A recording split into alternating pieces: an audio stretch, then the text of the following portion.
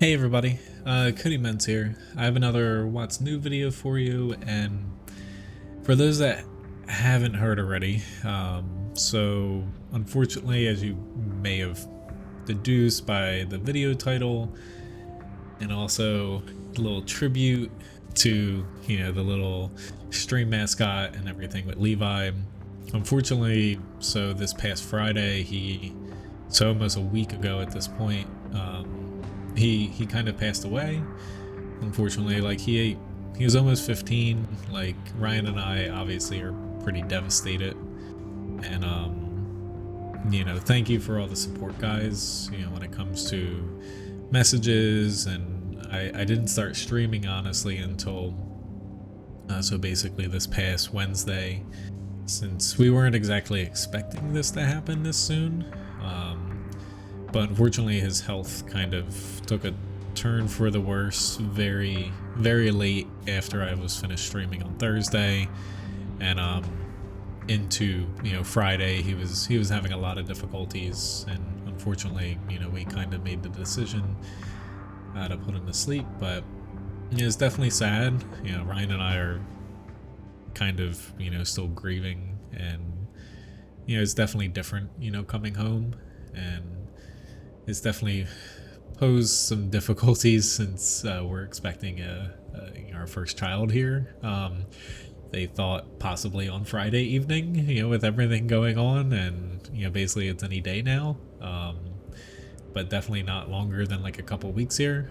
But it's definitely, it sucks. We're like, fortunately, we knew we gave him a pretty good life. Obviously, you can kind of see from a few videos here, but we kind of, adopted him from a very bad situation. He wouldn't have made it as long as he did if we didn't kind of rescue him about a little over 5 years ago.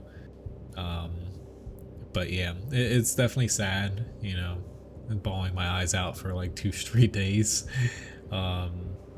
But yeah, it's tough to where we are donating. So on the stream we kind of raised a bit. We're donating about $150 to our local animal shelter here in the next couple days, and they got over 100 toys from us, Levi's toys, and about 7 dog beds too. So there's definitely some happy little doggos. It still doesn't make it any easier though, and I know a lot of people, other than just like dogs, obviously family members and stuff, we're going through difficult times right now with everything going on in the world. It definitely means a lot though, guys, like, the support and the messages and stuff, because, it's definitely tough with him not being, right down here, whether or not he's trying to drag me back to bed or not. And yeah, I definitely appreciate all the support, and hopefully everyone out there, you guys are doing as well as you can and staying safe and healthy. But it's kind of Ryan and I's, like, he was like our first, she always called him her baby, like our first kid essentially, with how we treated him and how he kind of treated us. So it's definitely tough.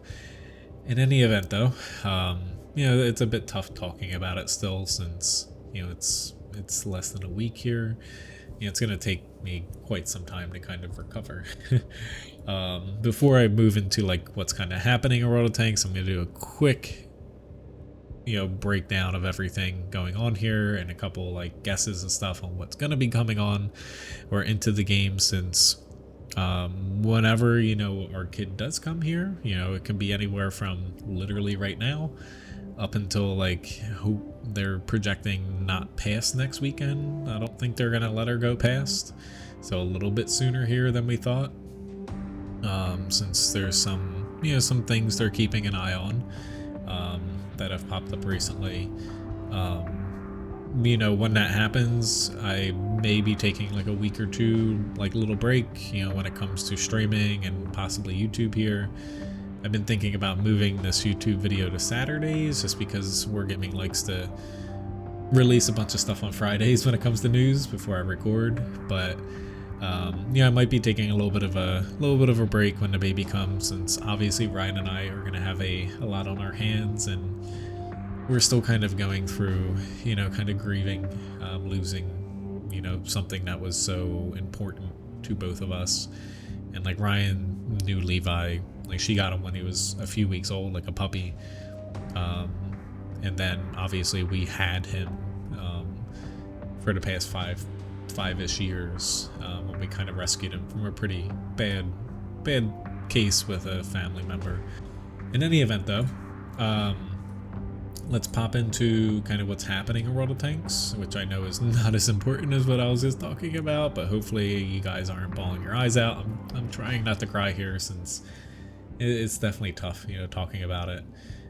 So which expedition award should you guys get if you're actually, still playing Steel Hunter? Like, honestly, at this point, like, this whole thing, like, the grind, all these events, it's just wearing on you, especially when you have more important things in life going on right now. Essentially, though, like, Wargaming posted, and all these links are found in the video description. Some of these, like, that aren't strictly Wargaming sites, speculation, may or may not come, and I'm definitely going to speculate on a couple things here, but essentially how it breaks down here, Object 777, stat-wise, is not too great compared to, you're looking at something between the T10 and the 257. It's not as good armor-wise as the 257. It's not as good flexibility as this T10. Somewhere in between, but the gun accuracy and DPM is definitely an issue on this. It's not bad, though, overall.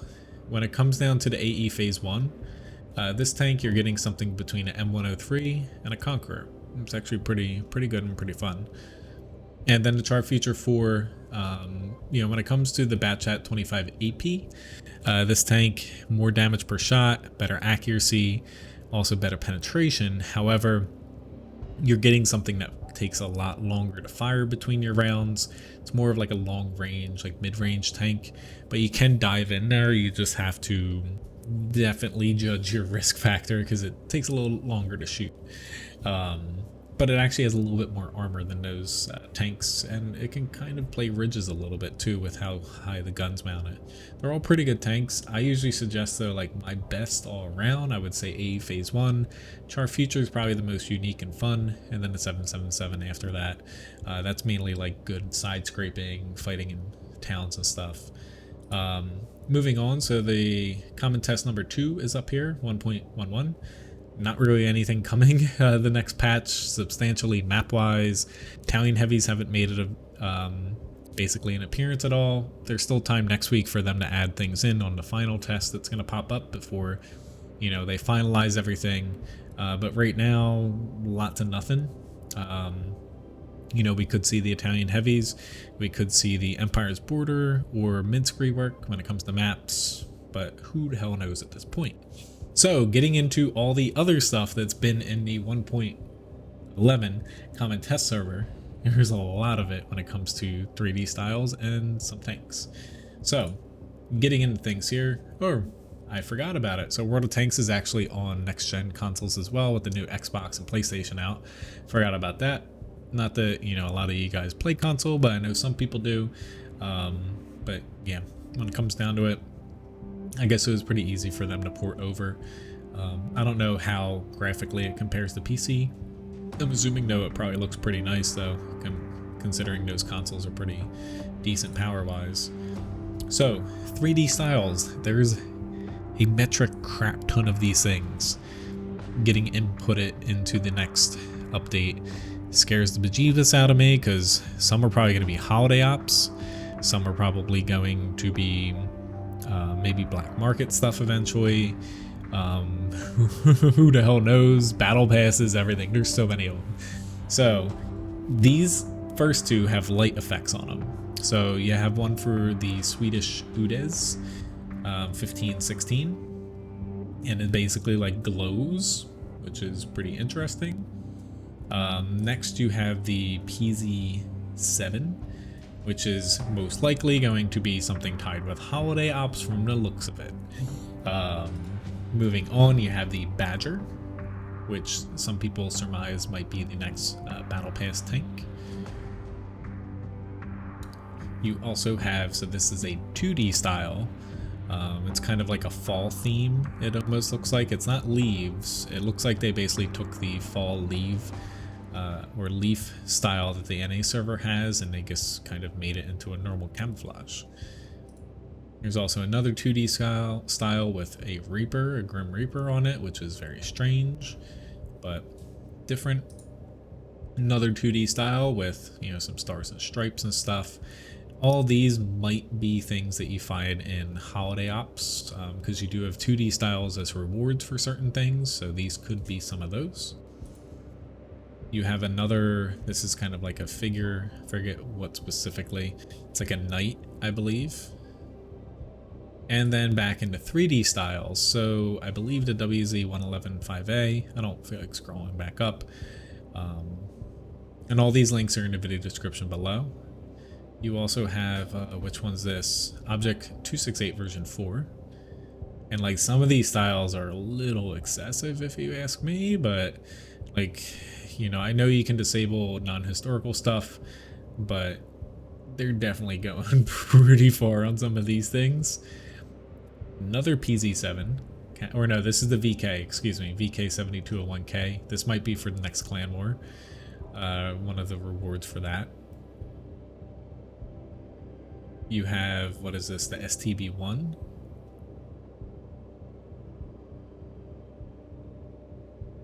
The 60 TP. This is a lot of freaking 3D styles. Someone's been busy. You have the new anti-aircraft mega freaking battleship, the Mouse. Like it literally has a freaking tank on the back of it. Like some of these styles, they're getting a little intricate here. You have the Conqueror, or Mr. Plow here, it looks like. And that's it for 3D styles. However, they entered another premium tank or reward tank or whatever on the super test, the Charlemagne, basically tier 8 British heavy tank. Stat wise doesn't look crazy great, but you know, it's new, probably not going to see this until some point next year. Looking at the gun though, honestly, low velocity gun is understatement. I don't think it shows you the shell velocity on these things, but it's terrible. Like, it's really freaking slow. It's under, I think, 1,000 meters per second on everything, if I can find that, but no. This is something to where maybe they're going to do like Homefront or like something historical, or I don't know. Just seems weird though if they're going to sell it, unless they're going to buff it. The PZSFL here, so I don't know if I talked about this too much on the last WoT's new video, but essentially we're most likely going to see a marathon start on Black Friday, the 27th, from the rumors. It's not based off of anything I know from Wargaming. It's just based off of what like some Russian websites and community has been talking about, and I've mentioned a few times. However, based off of the PZSFL 1C, most likely that's going to be tied to Holiday Ops. Maybe in the boxes, maybe as the basic tank you can get just for leveling up your Holiday Ops level. 122 TM also changed in the next patch. I think that's going to be in the Holiday Ops, basically Holiday Ops boxes. And also in the next patch, the K91 version 2 changed to a tier 8 medium tank. This is essentially a frontal, or I guess almost centrally mounted K91 that used to be tier 9, and you know, now it's a tier 8. It actually looks pretty nice. Like, I'd rather have this thing than the K91 in the tech tree. Stat wise though, they nerfed it down to basically tier 8 levels though. But essentially, my guess, and I guess my final guess, because, you know, as of next week, I might have my hands full and I might not be making a video with a baby. Marathon, I would venture to say it's going to be the GSOR 1008, I believe it is, the British light tank destroyer, essentially. It's going to be, so it's going to be a tank destroyer, but think light tank and a TD combined. No wheels though, like the tech tree versions that are going to come next year from what they're saying. And then I believe in the holiday ops boxes we're going to see whether it's the PZ 1C that I guess showed here to TD, but that's probably going to be I feel like baked into like the holiday ops mode, leveling up 110. You'll get that tank along the way there. But the tanks in those are probably going to be the Italian heavy, the Progetto 71, I believe, the tier 8 Italian heavy tank, and also the Chinese 122 TM, if I had to guess, for the holiday ops boxes. They could add some more in there. There's definitely plenty of other premium tanks they could throw in there too, but those seem to be the most likely. But I believe the GSOR is going to be the marathon tank. But in any event though, thank you for watching, guys, and thanks again for all the support that you showed when it comes to Levi. And I know he was he was a big part of not only our lives but also some of you guys.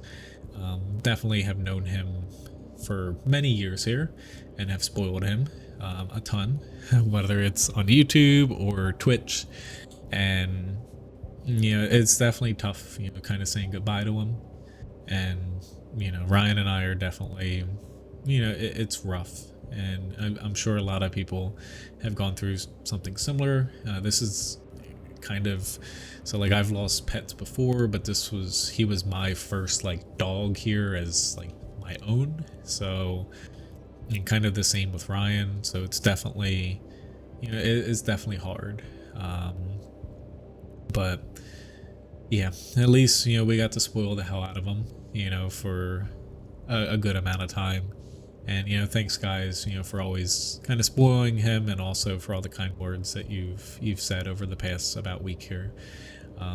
But in any event, thanks guys for tuning into this, and hopefully it was something, albeit somewhat sad, to also kind of memorialize and remember Levi. Since when it comes down to it, like I don't want to keep like bringing him up, obviously I don't want to forget him, but it's definitely tough talking about him. But you may see me back here next Friday morning, maybe Saturday, where if you don't follow my Discord, most likely if you want to know when that day happens, when our baby's coming, I'm going to be taking a little bit of a step back just for a little bit, but I'm not going to disappear. And thanks again guys, and I'll see you when I see you. Have a good one.